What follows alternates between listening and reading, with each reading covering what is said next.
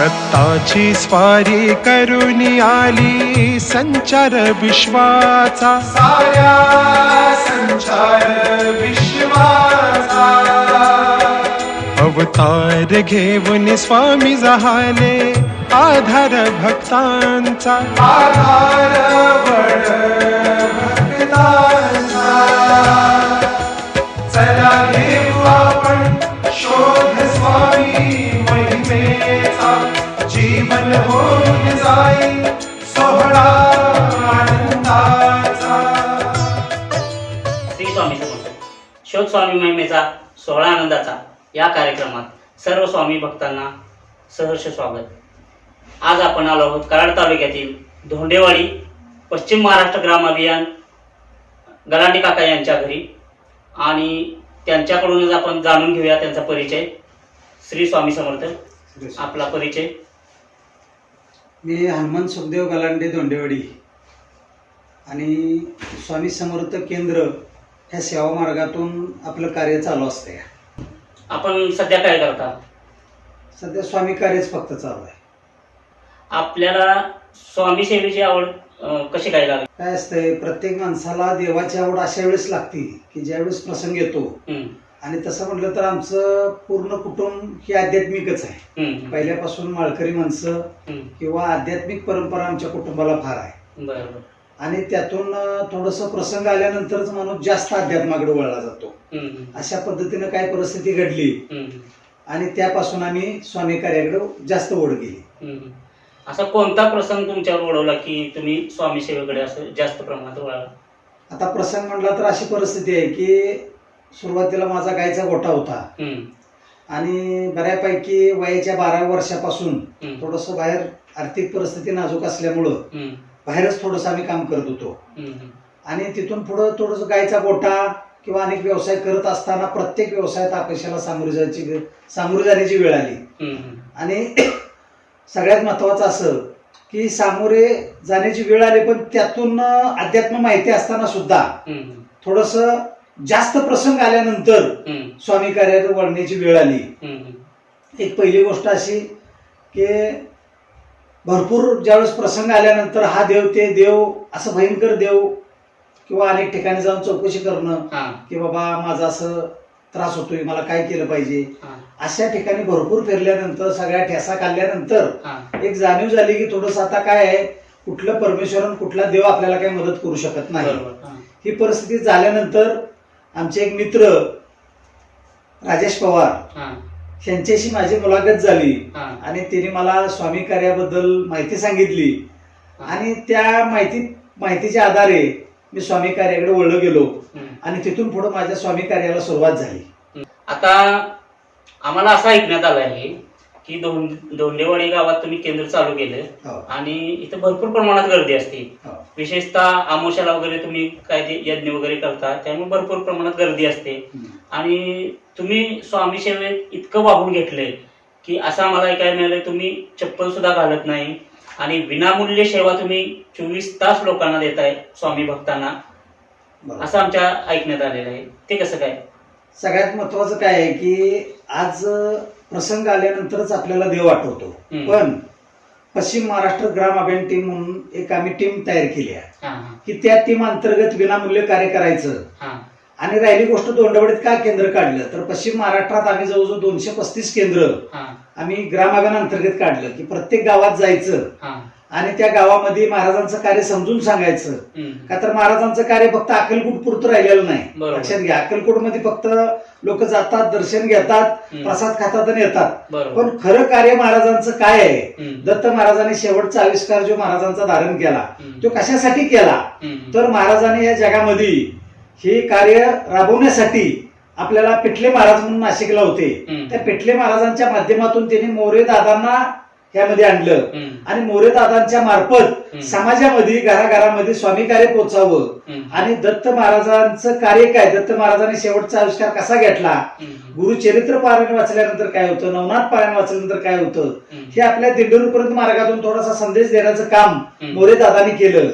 आणि हे काम चालू असताना आज समाजामध्ये सगळी माणसं केंद्र काढतात किंवा एखादा मठ बांधतात, पण ते मठातच बसून राहतात. हम्म. पण आम्ही मठात न बसता हम्म. समाजापर्यंत गावागावात जाऊन तिथं आपण कार्य करणं, हम्म. लोकांच्या परत अध्यात्म रुजवणं. हम्म. का तर आता परिस्थिती इतकी भयानक चालली आहे की अंधश्रद्धा फार वाढली आहे. बरोबर. माणसं थोडासा प्रसंगात माणूस आला, एक तर तो कर्ज काढून व्यापलेला असतो, हा. कुठं तर त्रास झालेला असतो म्हणून तो देवाकडे येतो. बरोबर. हा देवाकडे आल्यानंतर देवापाशी आले की परत तिथं त्याच्याकडून 4 रुपये घेतलं जातात हम्म. किंवा तू 10,000 20,000 खर्च कर म्हणजे तुला रिझल्ट येईल. हम्म. तर ह्या पद्धतीनं तो अगोदर बुडलेला असतो, परत तो कर्ज काढून बुडत असतो. हम्म. आणि हे कुठं तर थांबावं हम्म. आणि अध्यात्मात आपण काय या पद्धतीने कार्य करावं. तर मी स्वतः 1.25 कोटीला बुडलो. हा. आणि मी बुडला असताना ज्यावेळेस मी प्रत्येक ठिकाणी जायचो हम्म. तर तिथं 5-10 हजार रुपयाचं मला काम लागायचं की बाबा हे तुम्हाला केलं पाहिजे, ते तुम्हाला केलं पाहिजे. हा.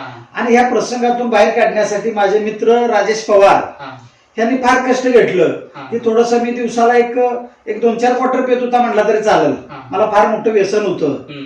आणि हे व्यसन प्रसंगात आल्यानंतर लागलं. बरोबर. पण हे झाल्यानंतर ज्यावेळेस राजेश पवारांनी मला थोडस दिशा देण्याचं काम केलं, हा. मग आम्ही दिंडोरी गुरुपीठ तिथं जाऊन गुरुचं दर्शन घेऊन हम्म. त्यांच्या मार्फत ते आम्ही काम करण्याचं सुरू केलं. पण बऱ्यापैकी असा एक संकल्प केला, परमेश्वराला एक विनंती केली हम्म.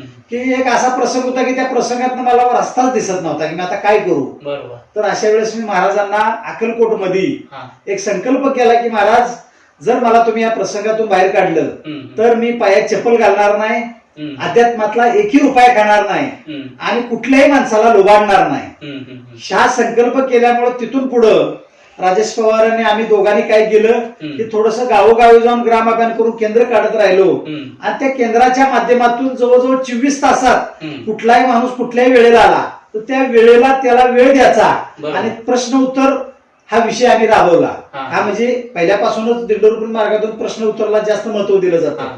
पण ह्या माध्यमातून आपण काय केलं तर लोकांच्या पर्यंत हा मार्ग देव माणसाचा प्रसंग सोडवणारे हे महाराज आहेत. हम्म. आपण पोस्टमॅन या नात्याने त्यांच्यापर्यंत ते कार्य पोहोचवण्याचं काम करतो. बरोबर. आज पत्रिका बघायची, हस्तशास्त्र बघायचं, हा. माणसांच्या लोकांना जीव ग्रासलेला आहे. आज मी 3 वेळा नाशिकला जीव द्यायला गेलो, हा. एकदा रोगरची बाटली पेलो. हा. म्हणजे एवढा मोठा प्रसंग सोसत असताना त्या प्रसंगाची जाणीव झाली. म्हणजे परमेश्वरानं पहिल्यांदा मला प्रसंग इतकं दिलं हम्म. की दुसरा माणूस आल्यानंतर त्या प्रसंगातून तो कसा बाहेर पडेल हम्म. ही सांगण्याची ताकद पहिल्यांदा परमेश्वरानं ते हाल मला सोसायला लावलं. बरोबर. आणि त्या हाल अपेष्टातून आपण जे एक शिकून गेलो हम्म. की खरोखर या जगामध्ये जर माणसांना सहकार्य करायचं असेल तर एकच मार्ग आहे, तो म्हणजे असा हम्म. की ग्रासलेल्या माणसाला विनामूल्य सहकार्य कसं करता येईल, हम्म. विनामूल्य परमेश्वराची भक्ती कशी करता येईल. बरोबर. का तर कसं होतंय जिकडं जाईल तिकडं भयंकर पैशाचा बाजार चाललाय. होय. अध्यात्म म्हणजे पैसे मिळवण्याचं साधन झालंय. हम्म. आणि हे साधनातून माणसाची कुठं तर फरफट होणी हम्म. किंवा त्या माणसांना अध्यात्म सोप्या पद्धतीने मिळावं म्हणून आम्ही दोंडेवाडीत हम्म. हे केंद्र काढलं. आगाशिवनगरला केंद्र काढलेलं आहे. हम्म. आणि राजेश पवारांना आम्ही दोघांनी आमुष्याची सेवा राबवली, पौर्णिमेची सेवा राबवली. हम्म. आणि ह्यातून ते थोडेसे याज्ञिक विभागात असल्यामुळे त्यांना बऱ्यापैकी यातली माहिती आहे. हा. हा. त्या माहितीच्या आधारे आम्ही लोकांच्या पर्यंत हम्म. की बाबा भैरव चंडीची सेवा म्हणजे काय आहे. प्रत्येक आमुष्याला मी भैरव चंडी घेतो हम्म. की जेणेकरून कुलस्वामीची सेवा घडती, हम्म. शंकराची अतिउच्च सेवा होती. हम्म. आणि ज्या लोकांना बाहेरच्या बाधेचा त्रास असेल किंवा लोक थोडस कर्जाने किंवा बाकीच्या गोष्टीने हैराण झालेले असतात, हम्म. मग 2-4 तास त्या पुस्तकांचं वाचन, ती सेवा झाल्यानंतर माणसं सुद्धा ऊर्जित व्हायला लागली. हा. पौर्णिमेला आम्ही श्रीसुक्त चंडी या घेतो हम्म. की जेणेकरून माणूस एखादा आर्थिक अडचणीत असेल, हा. लक्षात घ्या देव काय आवळातनं पैसे पाडत नाही. बरोबर. पण ह्या सेवा केल्यामुळं काय होतं तर माणसांची जी खचलेली मन आहेत हम्म. ते दुरुस्त करण्याचं काम आपण ह्या स्वामी समर्थ मार्गातून केलं. बरोबर. आज अक्कलकोट काय, दिंडोरी काय याचं महत्व माणसांना सांगण्याचा प्रयत्न केला. हम्म. आणि ह्या माणसांच्या डोक्यातनं अंधश्रद्धा घालवण्याचं काम हम्म. हे आजपर्यंत आम्ही करत राहतो. हम्म. अमुष्या पौर्णिमे असेल, एकादशीला भागवत पारायण घेतो की जेणेकरून पितृदोष, काय काय माणसांची अशी परिस्थिती त्यांना अन्न खायला नाही बरोबर. पण त्यांना पितृदोष सांगितला जातो. हम्म. अशा वेळेस आम्ही त्या माणसांना सांगतो तुम्ही भागवत पारायणाला एकादशीला या, तुमचा पितृदोष कमी होईल. हम्म. आज गुरु मौलींनी, मोरे दादांनी अशा काही सोयी उपलब्ध केल्या हम्म. की कुठंतरी अध्यात्माच्या माणसाने अंधश्रद्धेच्या मागा लागून जे पैसा खर्च करून माणसं परत त्या व्यसनाचे आहारी जायला लागले. हम्म. की बाबा देवाला गेल्यानंतर आपल्याला रिझल्ट आला पाहिजे, पण देवाला गेल्यावर जर आपल्याला त्रास होत असेल तर या घटना भयानक घडत चालल्या. हा. आणि आज आमच्याकडे सुद्धा लोक येतात की बाबा आम्ही देवाची एवढी भक्ती करतो, बरोबर. मग सेवा करतो, मग एवढी सेवा करून सुद्धा आम्हाला का रिझल्ट येत नाही? बरोबर. त्यावेळेस त्या लोकांना मी सांगतो की आयुष्यामध्ये प्रसंग हा प्रत्येकाला भोगावा लागतो. बरोबर आहे. आज मी गाडीवरून जाणार आहे 11:30 वाजता, माझ्या नशिबात दिलेला की मी गाडीवरून पडणार आणि माझा पाय मोडणार आहे. होय. पण तो पाय मोडणार आहे, पण अध्यात्म काय काम करतं? तर अध्यात्म हे काम करतं की तुमचा पाय मोडायच्या ऐवजी तुम्हाला मुक्का मार लागतो आणि तुम्ही त्यातनं वाचता. बरोबर. राहिली गोष्ट, अध्यात्म करत असताना माणसाला प्रसंग येणारच, त्याला त्या वेळेला ते काढणारच. मग मला सांगा, देवाची सेवा का करायची? एवढं सगळं करत असताना जर आपल्याला देवाची सेवा का करायची? जर प्रसंग येणारच आहे, आपण कधी तर मरणारच आहे, मग देवाची सेवा का करायची? तर देवाची सेवा एवढ्यासाठी करायची की नामस्मरण ही एक अशी ताकद आहे की त्या नामस्मरणामुळं आज माणसांची मनाचं शुद्धीकरण झालं पाहिजे. माणसांचं मनाचं शुद्धीकरण झालं तर माणसांना लढायची ताकद निर्माण होती. आणि अध्यात्मात या नामस्मरणामध्ये इतकी ताकद आहे की ज्या वेळेस तुम्हाला असा प्रसंग येतो की मला आता दावं घेऊन मरायचंय आणि आत्महत्या करायचीय, ह्या आत्महत्यापासून प्रवृत्त करण्याचं काम अध्यात्म करतं आणि अध्यात्म राबवण्याचं काम करतो. आज एवढं चालू असताना सुद्धा आमच्यावर सुद्धा आरोप होतात की तुम्ही पैसे खाता, एवढं मोठं काम करता. आम्हाला त्याचं काही सुद्धा वाटत नाही. लक्षात घ्या, का परमेश्वरापाशी जो काय आपण संकल्प केलेला आहे, आज बऱ्याच लोकांना असं वाटतं की हा कोट्यावधी रुपये 1.25 कोटीला बुडला, कर्ज बाजार झाला, मग याचं कर्ज कसं पेटलं? लक्षात घ्या, म्हणजे अध्यात्म आज केंद्र उभं केलं म्हणजे त्यातून आपण पैसे कर्ज फेडलं का? तर असं काही झालं नाही. लक्षात घ्या, जे काय आज केंद्र चालवत असताना जे काय मी बाहेर व्यवसाय करतो, त्या व्यवसायाला मला यश मिळत गेलं परमेश्वराच्या सेवेमुळं, आणि त्यातून माझं कर्ज काय बँकाने असेल, काय थोडस व्याजानं कोणाकडे घेतलेले पैसे असतील, त्या माणसांना सुद्धा माझ्यावर दया आली. ही सगळ्यात मोठा स्वामी समर्थांचा रिझल्ट आहे. आणि त्या सेवेतून त्या माणसाने माझे पैसे कमी करत गेले आणि मग त्या कर्जातून हळूहळू मोकळा होत गेलो. मग त्यावेळेस महाराजांना मी सांगितलं होतं की जर या प्रसंगातून गेलो तर मी संकल्प केलेला मी पुरा करेन की मरेपर्यंत मी हे कार्य सोडणार नाही. अशा पद्धतीने आपण कार्य करत गेलो. पण बऱ्याच वेळा असं होतं की आपण चांगलं कार्य करत असताना माणसांचे आरोप होतात. मग ह्यो असा होता, मग क्वार्टर पेत होता, तो म्हणजे आता पाक घायला आलेला होता, आता कसा चांगला वागतो? तर ह्याचं उत्तर एकच मी सेवेकरांना देऊ शकतो की सेवेकरांनी एक लक्षात ठेवा की परमेश्वराची सेवा म्हणजे एक इतकी मोठी ताकद आहे आणि प्रत्यक्ष परब्रह्म. आज स्वामी समर्थांचं म्हणजे काहीतर नाहीत, अनंत कोटी ब्रह्मांड नायक, अनंत कोटी ब्रह्मांड नायक आहेत, त्यातलं आपलं एक ब्रह्मांड आहे. त्या ब्रह्मांडाचे नायक मध्ये स्वामी समर्थ महाराज आहेत. करताने करविता तुझे स्वामीनाथा, माझी ठाय वार्ता मी पणाची नशेची. आज हे का म्हणलेलं आहे? भिवू नको मी तुझ्या पाठीशी आहे. हे स्वामी समर्थाने का सांगितलेलं आहे? भिवू नको म्हणण्याचा अधिकार फक्त परब्रह्माला आहे. बरोबर. तर ते आज स्वामी समर्थांनी सांगितलं की भिवू नको मी तुझ्या पाठीशी आहे, पण त्यासाठी आपण प्रामाणिकपणे सेवा केली पाहिजे, त्यासाठी आपली नीतिमत्ता चांगली पाहिजे आणि त्यासाठी सगळ्यात महत्वाचं आई वडिलांची सेवा झाली पाहिजे.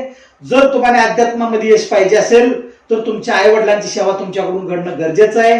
तुम्ही एकदा देवाची सेवा कमी केली तर चालेल, पण एखाद्याला बुडवणं, एखाद्याला छळणं, एखाद्याचा तळतळाट घेणं हे सगळ्यात मोठं पाप आहे. आज तुम्ही आई वडिलांची सेवा करणं, माणसांच्या बरोबर गोड बोलणं, थोरा मोठ्यांचा आदर राखणं, ह्या घटना जर तुम्ही केला तर परमेश्वर सुद्धा तुमच्या मागणं आला पाहिजे. लक्षात घ्या, ह्या घटना सेवेकरांच्यापर्यंत जाणं, सेवेकरांनी ती करणं ही काळाची गरज आहे. आज स्वामी सेवा खरोखर इतकी चांगली आहे की आज गुरुचरित्र पारायण, नवनाथ पारायण, स्वामी चरित्र सारामृतचं पारायण, आज मला सारख्या दुर्गा सप्तशतीचं पाठ असतील, ह्या सगळ्या सेवा आज आपल्याला परमेश्वराने, मोरे दादाने, गुरु मौलीने इतके विनामूल्य केलेलं आहे. ह्यातून जवळजवळ 15 ते 20 हजार वास्तू आणि देव परीक्षण हे विनामूल्य आपण करतो. आज वास्तू चेक करायला 10,000 रुपये घेतात, देव चेक करायला 3,000 घेतात. तर हे आपण चेक करून त्या वास्तूतल्या काय ठराविक दोष असतील किंवा ठराविक सोपे पर्याय असतील तर सर्वसामान्य माणसांनाही करता येत नाही का? तर तो अगोदर हैराण झालेला असतो. तो 10,000 रुपये वास्तू चेक करायला घालवू शकत नाही, देव चेक करायला 3,000 देऊ शकत नाही. तर अशा वेळेस ह्या विनामूल्य सेवा करून लोकांना जास्तीत जास्त आपल्याला सहकार्य करता येईल अध्यात्मातून आणि अंधश्रद्धेतून लोकांना बाजूला काढून माणसांना विनामूल्य सेवा देण्याचं काम आम्ही करत असतो. ह्यातून थोडंसं आम्हाला सुद्धा आमच्यावर आरोप केले जातात, थोडस त्रास होतो आम्हाला, पण आम्ही त्याची काही काळजी करत नाही. का तर शेवटी तुकाराम महाराज, ज्ञानेश्वर महाराज, एकनाथ महाराज, आज मला सांगा या संतांनी हे अध्यात्म राबवण्यासाठी इतकं कष्ट घेतलं तर त्यांना किती त्रास झाला. तिने माणसाने दगड मारले त्यांना. ज्ञानेश्वर माऊलींच्या आई वडिलांना देहांत प्रायश्चित घ्यावं लागलं. प्रभू रामचंद्रांना 14 वर्ष वनवास भोगावा लागला. बाळकृष्णाचा जन्म जेलमध्ये झाला. आज देवाने स्वतः हे प्रसंग का घडवून दाखवले तर समाजामध्ये अध्यात्म करत असताना आपल्याला सुद्धा ती सोसावं लागल आणि ते सोसत असताना आध्यात्मिक सेवा केली तर 100% आपल्याला ती ताकद मिळून जाते. म्हणून हे अध्यात्म फार गरजेचं आहे आणि तळागाळापर्यंत हे अध्यात्म पोचलं पाहिजे, स्वामी कार्य पोचलं पाहिजे. स्वामीचा महिमा आज दोंडेवाडीत येणाऱ्या डिसेंबर महिन्यामध्ये 4, 5, 6 या 3 दिवसामध्ये भव्य दिव्य असं वास्तुशांती कार्यक्रम आहे, दरबार स्थापना कार्यक्रम आहे. गुरु माऊलींच्या कृपा आशीर्वादानं हे जो काय आम्ही सोहळा घेतलेला आहे, हा सोहळा फार मोठा सोहळा आहे. 30-40 लोकांचं सेवेकरी इथपर्यंत येऊन जाणार आहेत. तर इथून पुढे मी तर महाराजांना एक विनंती करीन की असंच आमच्याकडून तुमचं सेवा करून घ्या. आमच्याकडून आज आम्ही सेवा करत नाही तर महाराज सेवा आमच्याकडून करून घेत असतात आणि ही सेवा परमेश्वरानं आमच्याकडून करून घ्यावी अशी मी महाराजांच्या चरणी प्रार्थना करतो. मला असं एक तुम्हाला विचारायचं आहे की आम्ही जो हा कार्यक्रम चालू केलेला आहे, शोध स्वामी महिमेचा 16 आनंदाचा, या कार्यक्रमातून आपण काय करतोय की स्वामी सेवेत गेल्यापासून भक्तांना जे काही अनुभव आलेले आहेत बरोबर त्यांच्या आपण मुलाखती घेतोय आणि ते मुलाखत आपण आपल्या चॅनलद्वारे प्रसारित करतोय. तर हा कार्यक्रम लोकांपर्यंत पोहोचावा की न पोहोचावा, तुमचं काय अपेक्षा आहे? नाही, सगळ्यात महत्वाचं काय, तुम्ही जे हे माध्यम जे पकडलंय हे सगळ्यात चांगलं आहे की आज आम्ही तुमच्यापर्यंत बोलतोय, पण हे तळागाळापर्यंत पोहोचवण्यासाठी जे तुम्ही काम करता ते सगळ्यात मोठी स्वामींची सेवा आहे. आणि तुमचं हे चॅनल माध्यमातून तुम्ही जे काम करता ह्यासाठी आमचं सुद्धा फार मोठं सहकार्य तुम्हाला लाभल आणि आम्ही सुद्धा भरपूर सहकार्य करू तुम्हाला. आणि जेवढे आमचे काही सेवेकरी भाविक असतील त्यांच्यापर्यंत तुमच्या चॅनेलची माहिती जावावी यासाठी आमच्या कार्यक्रमातून तुम्ही येत राहा, ती माहिती लोकांच्या पर्यंत पोहोचू द्या आणि वेळोवेळी आपला जे काही कार्यक्रम आहे त्याची माहिती सुद्धा तुम्ही प्रत्येकापर्यंत पोहोचवण्याचं काम करा. का तर हे एक अध्यात्मच आहे. आज तुम्ही एखाद्याची मुलाखत घेऊन बाबा कशासाठी मुलाखत घेतो आपण, तर नेमकं काय केलं, दोंडेवाडीत केंद्र कसं उभं राहिलं, पश्चिम महाराष्ट्रात तुम्ही केंद्र कशी उभी केली, तर ह्या नुसत्या केंद्राच्या ह्याच्यातून नाही तर आम्ही समाजापर्यंत माणसांना गोरगरीब, आता काय काय शाळेचे विद्यार्थी सुद्धा आम्ही दत्तक घेतल्यात. लक्षात घ्या की या माध्यमातून थोडस आपल्याला जेवढं सहकार्य करता येईल तसंच तुम्ही आज चॅनेलद्वारे जे काही लोकांच्या पर्यंत पोहोचवण्याचं जे काम करताय हे खरोखर अगदी स्वामींना अभिप्रेत असणारं काम आहे आणि 100% तुम्ही ते काम चांगलं करताय. त्याला आमचा पूर्णपणे स्वामी सेवेकऱ्यांच्या कडून तुम्हाला फार मोठं सहकार्य लाभल आणि तुम्ही सुद्धा स्वामी कार्य लोकांना तळागाळापर्यंत हे पोहोचवण्याचं काम करा. एवढंच तुम्हाला शुभेच्छा देतो. श्री स्वामी समर्थ. श्री स्वामी समर्थ. तुम्ही आता भाविकांना काय संदेश देऊ इच्छिता? भाविकांना मी एवढा संदेश देईन की सध्याच्या परिस्थितीला अंधश्रद्धेत कुठं न वावरता स्वामी कार्य, आज दत्त महाराजांचं कार्य आहे, आज या कार्यामध्ये झुकून द्या आणि ग्रामाभियान करा. ग्रामाभियान म्हणजे काय, तर आपण ज्या गावामध्ये कार्य एकामेकाला आपण अध्यात्म सांगणं याला ग्रामाभियान म्हटलं जातं. गावागावात जाऊन जे आम्ही ग्रामाभियान करतो तर ज्या ज्या गावात केंद्र आहेत त्या त्या गावातल्या प्रत्येक सेवेकऱ्याने स्वामींचं कार्य सांगावं. दोंडेवाडीला आज आमुषा पौर्णिमा एकादशीला ज्या सेवा असतात त्या लोकांच्या पर्यंत पोहोचवाव्या आणि ह्या पद्धतीनं आपण समाजकार्य हे नेमकं ग्राम अभियान ह्या तुमच्या चॅनेलच्या माध्यमातून असेल किंवा आमच्या सेवेकऱ्यांच्या माध्यमातून असेल, पण सेवेकरांना मी एवढा संदेश देऊ इच्छितो की आज परमेश्वराची सेवा करणं जितकं सोपं तेवढं अवघड पण आहे आणि सोपं पण आहे. प्रपंच आणि परमार्थ तेने सुगमच लागे. प्रपंच करीत परमार्थ करा, का तर प्रपंच सोडून जर तुम्ही परमार्थ केला तर निश्चित ते तुम्हाला लाभणार नाही. आपल्या मुलाबाळांना कळकळून, आई वडिलांना तळतळून हे जर अध्यात्म केलं तर 100% त्याचं यश तुम्हाला मिळणार नाही. घरातल्या घटनेला थोरा मोठ्यांचा आदर राखून, आई वडिलांना सांभाळून हे करून जर तुम्ही अध्यात्म केलं तर 100% परमेश्वर तुमच्या मागण्या आल्याशिवाय राहणार नाही. एवढा मी संदेश देतो. श्री स्वामी समर्थ. भक्तांना मी एक सांगू इच्छितो, ज्यांना कोणाला आपले स्वामी सेवेतील अनुभव शेअर करायचे असतील तर तुम्ही आमच्या चॅनलला भेट देऊ शकता. त्यासाठी आमचा कॉन्टॅक्ट नंबर आम्ही स्क्रीनवर दाखवत आहोत. त्या नंबरवर तुम्ही व्हॉट्सअपला मेसेज टाका की बाबा आम्हाला पण अनुभव शेअर करायचे आहेत. मग आमच्या चॅनलद्वारे तुम्हाला कॉल केला जाईल आणि तुम्हाला बोलवून घेतलं जाईल. किंवा तुम्हाला येणं शक्य नसेल तर आम्ही तुमच्या घरी येऊ आणि तुमची मुलाखत घेऊ. श्री स्वामी समर्थ.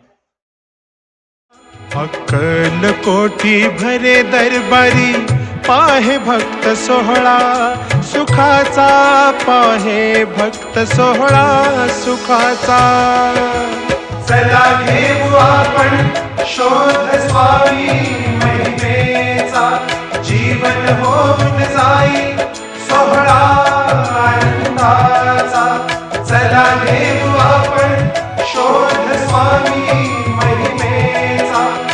जीवन होऊन जाई सोहळा